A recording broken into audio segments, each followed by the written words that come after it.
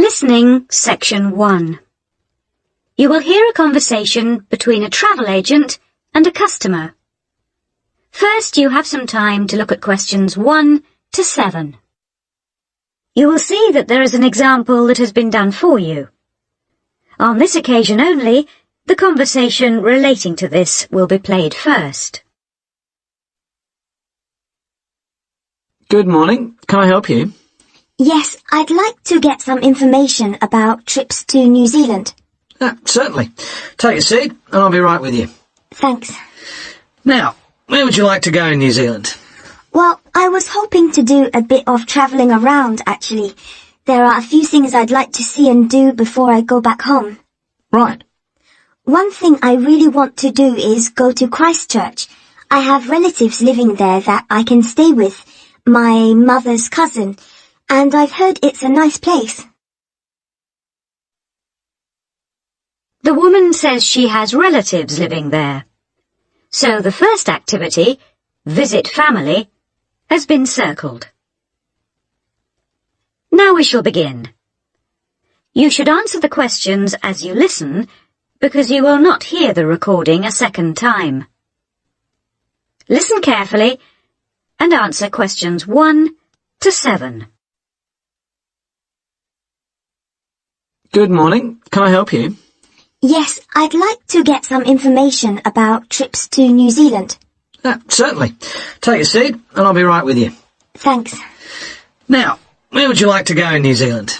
Well, I was hoping to do a bit of travelling around, actually. There are a few things I'd like to see and do before I go back home. Right. One thing I really want to do is go to Christchurch. I have relatives living there that I can stay with, my mother's cousin, and I've heard it's a nice place. Yes, it's a lovely city. And staying with relatives will help with the budget, of course. The budget? It will save you some money. Oh, right. Well, I'm not too worried about that. I've saved quite a bit of money working in Australia. Oh, that's nice. Good for you. Well, you know that New Zealand consists of 2 main islands, the North Island and the South Island, and Christchurch is on the South Island. Is it? I was never very good at geography at school. Do you have a map I could look at? Sure. Here we are. Right, I see. And, well, then I'd also like to spend some time in Auckland, and maybe I could do an English language course there. Can you organise that sort of thing for me? Oh, certainly. We'd be happy to arrange that. But bear in mind that Auckland is in the North Island. Okay. And I'd also like to do some skiing or maybe even some snowboarding. I hear New Zealand is a great place for that. Yes, absolutely. But you should go to Auckland first for your studies, and then you can get the ferry across to the South Island and take the bus down to the snow. Oh, I don't like boats very much. I'm not much of a sailor. I think I'd prefer to fly. Right. What about joining a walking tour? That could be really fun. Not sure about walking, but joining a tour might be a good way to travel because then I might make some friends my own age. Now, let's get some details. Can I have your name, please? Yes, it's Su Ming Lee, but you can call me Sue. Okay, Sue. And what's your address here in Melbourne? I'm living with my aunt in the suburb of Kew. It's 29 Lock Street. That's L-O-C-H, not L-O-C-K. Do you have a phone number that I can get you on? The best thing would be if I give you my mobile. I always have it on me. It's 0402 558 992. Okay. And when do you want to travel? Because you'll need to be down south in July or August. Oh, yes, of course. That's winter, isn't it? So I better go to Auckland in May. Yes, let's say departing from Melbourne on the 1st of May, that's a Saturday, and then you could begin your course on Monday the 3rd. That sounds great. And how long would you like to study for? A month, 2, 3? What do you think? Well, I'll probably need more than a month. What about 8 weeks until the end of June? Fine. I'll see what I can do. Oh, and how would you like to pay for this? On my Visa card, if that's possible. Before you hear the rest of the conversation, you have some time to look at questions 8 to 10. Now listen and answer questions 8 to 10. Hello, Sue. It's Angelo from Cosmos Travel here.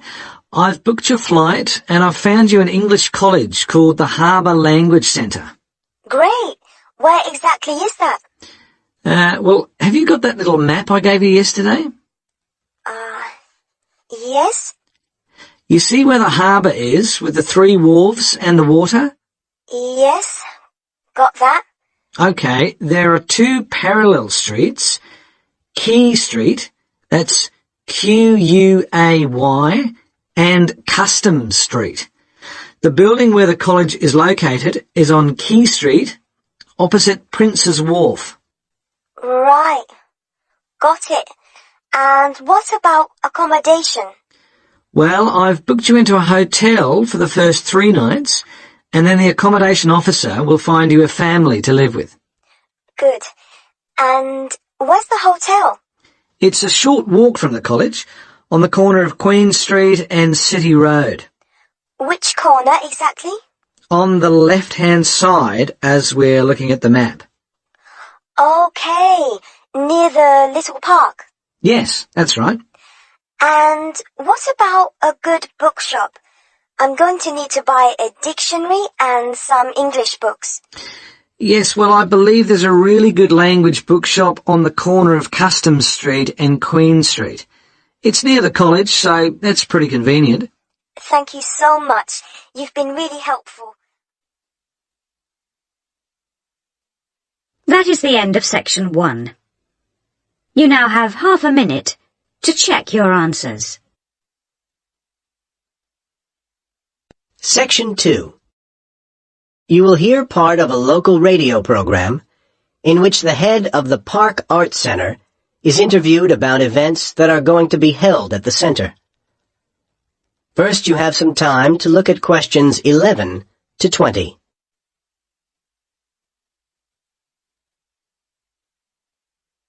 Now, listen to the conversation and answer questions 11 to 20. And next on City Life this week, we have with us in the studio Harvey Bowles, head of the Park Arts Centre. He's here to tell us about forthcoming events at the centre. Harvey, welcome. Hello, thank you. So, what can we look forward to first at the Park Centre? We've got a very exciting programme lined up for you. The next event will start on the 18th of February and run till the 24th. Times for the event, twice each day at 2:30 and 7:30 p.m. There'll be a folk music concert and we're sure this is going to be very popular. A range of excellent musicians are coming, some playing for the first time in this country. And for those who want a souvenir, or for people who don't manage to get to the performances, the foyer shop will be selling a CD showcasing the great talents of the performers. Sounds good.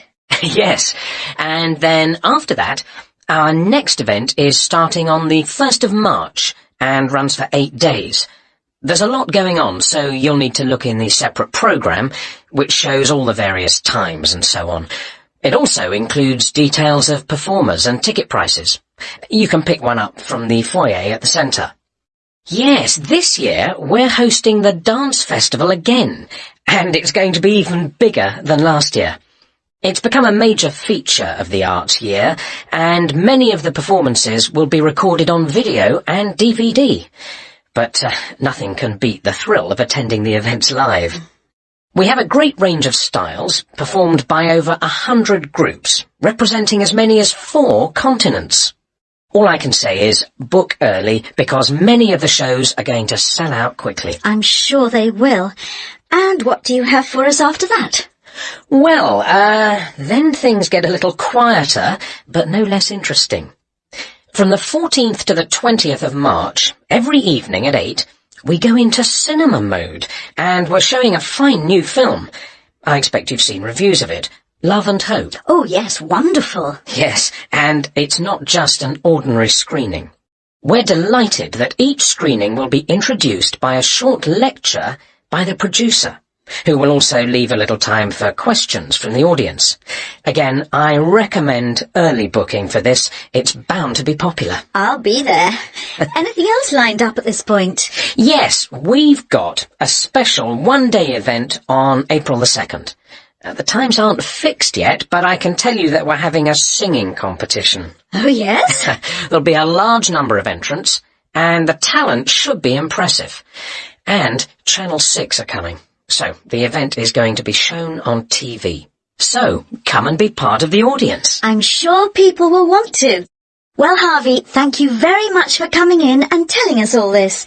Details of all the events are on your website, aren't they? Yes, the address is www. That is the end of Section 2. You now have half a minute to check your answers. Test 4, Section 3. You will hear a student, Alex, asking his tutor for advice about essay writing. You now have 30 seconds to read questions 21 to 27. Hi, Alex. Come in. I gather you wanted some help with writing essays. Yes, I'm finding this first term difficult, and I'm worried about the assignments we have to do for January. Well, let me see if I can help. You shouldn't panic about it, because essay writing is a very straightforward process, really. What it involves is organizing the information that you want to include. You shouldn't have more than you can easily manage within the word count. Make sure you haven't got too much or anything irrelevant. You need to look at that and work out what you need and what you don't need before you start. And then you just have to think about how you're going to put forward your argument. Oh, that sounds very straightforward when you put it like that. But I'm worried I haven't got the necessary skills for writing an effective essay, because English is my second language. Well, perhaps you misunderstand the skills you need. You need to be able to analyze your data, and then I would say the skills of interpretation and expressing yourself are important. Perhaps it's this last one that bothers you, but the more essays you write, the more you will develop these skills. Yes, and I don't quite know how to improve at that. Though, as you say, I know practice will help. And I need to make sure I've got everything ready before I start. Yes. What is vital to good essay writing is preparation. So make sure you build in enough time to do the research you need. Are there any other sources I can use to help me with essays? Yes. You should go to the library and look through the reference section, because there are books that focus on the style we use in academic writing, and those will help you a lot. The other thing that you should think about is what happens when you've actually written your essay. Too many students just complete their work and hand it in, whereas what you should be doing is making sure that you edit it as thoroughly as possible. Oh, yes, that's a good idea. Then I'd pick up any mistakes and also see if it reads logically. Exactly. The other thing is, again, what a lot of students do is get their essays back, look at the marks, then just file it away. They don't realize that if they checked it through and looked at what the tutor had written, then they can learn from their old essays. Yeah, I can see that's a good idea. So, is that okay? You can always come back to me. You now have 15 seconds to read questions 28 to 30. Actually, there were a couple of other things I wanted to ask you about essay writing. I had a few thoughts of my own about what I should do, such as really taking good notes when I'm reading, because that helps, doesn't it? I think it improves your knowledge rather than your actual writing. But one tip I can give you is to try and not read too much. Otherwise, you end up including irrelevant material in your essay. Remember to stay on task. Yes. Sometimes I have problems interpreting the questions correctly, or the whole question seems overwhelming to me. What I try to do is highlight the key parts and divide it into smaller chunks so I can manage it. Well, you might find it useful to break it down even further by making sure you understand all the words perfectly before you start. Things like assess or comment and such like. Yes, I see. Sometimes, after an objective analysis, the question actually asks you for a subjective opinion. But you must remember to support your arguments if that's the case. One final comment I can make is about using your own words. You must try to do this as far as possible. You're expected to summarize what you've read, not just string together a list of quotations. In fact, you shouldn't have too many. Just use them where it's really important. Okay, thanks. Do you read other students' essays when you've finished? No. Why? Is that a good idea? Well, you can confuse each other, so I'd advise against it. But it's up to you. Okay. Thanks very much for your time. Now listen and answer questions 31 to 40. Good morning, everyone. Ever since it was first served and eaten at the wedding feast of Charles XI of France and Elizabeth of Austria way back in 1570, the consumption of turkey meat has continued to grow. In recent years, the popularity and subsequent interest in turkey farming has also grown substantially, and along with this interest, there have been a number of significant changes which have occurred in turkey production, which I'd like to point out to you all. In some of the larger companies in the UK, understanding of genetics has been used to good effect, with selected stock showing an increase in growth rate and a higher proportion of lean, white breast meat. Turkey breeding companies operating from the UK have achieved an important position in the European market, as well as having a part of the market share in the USA. Knowledge of the nutrient requirements of turkeys has also advanced, and diets to exploit the genetic potential for rapid growth have been formulated with great precision. Canada and North America have led the way in this area. Different feeding strategies are employed within the industry to control the nutrient intake of breeder flocks. These management techniques usually involve limiting the availability of feed, especially to the older males. The intention is to slow down growth rate, thus reducing the likelihood of leg disorders and to maximise breeder production. Throughout the world, the most serious infectious diseases that have impacted upon turkey health are now almost entirely controlled due to improvements in site hygiene and the introduction of live and killed vaccines. In addition, the geographical isolation of turkey-growing farms remains an important means of limiting the spread of disease. Now, throughout the USA and Britain, controlled environment housing now operates with greater precision since the ventilation requirements of the stock are better understood.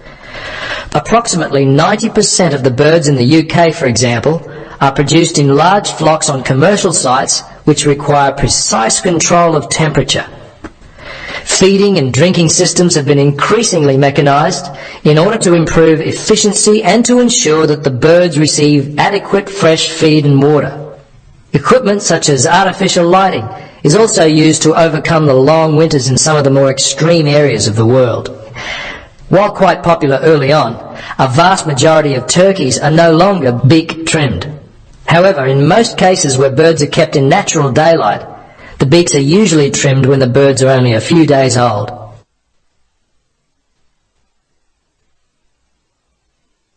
Now, the turkey industry can be divided into three main categories: primary breeders, breeders, and producers. The primary breeders maintain and develop the quality of the genetic stock within the population by selection of the most suitable individuals. Primary breeders sell parent stock to breeders either as hatching eggs or as turkey chicks, which, by the way, are commonly referred to as poults. General characteristics that are important to the health and welfare of the birds are taken into account in breeding. Things such as the ability of the birds to walk without difficulty, reproductive ability, growth and conformation are all key considerations for breeders. Breeders multiply their growing stock by mating parents bought from the primary breeder. A breeder rears the male and female parents from hatching eggs or poults, selecting the best of them to go on to produce fertile eggs from which the growing stock will be hatched. Breeders sell commercial growing stock. Turkey producers can be divided into two groups: relatively large companies whose farms produce turkeys all year round, and relatively small companies and farmers whose farms produce turkeys primarily for the seasonal market. The non-seasonal producers account for approximately 90% of the output of the UK industry and are dominated by three major companies. The seasonal producers account for the remaining approximately 10%. The busiest time of year for producers, large and small, is clearly the October to December quarter. That is the end of section 4. You now have 30 seconds to check your answers.